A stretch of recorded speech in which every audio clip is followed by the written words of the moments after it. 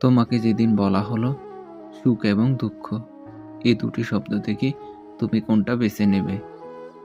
তুমি সেদিন তোমার সুখটাই চেয়েছিলে, আমি নিলাম দুঃখ। বিপরীতমুখী গন্তব্য। আমাদের ঠিকানা হলো নদীর এপার ওপার। সময়ের হাত ধরে খুব সাধারণভাবেই তোমার দিনগুলো বদলে যেতে লাগলো।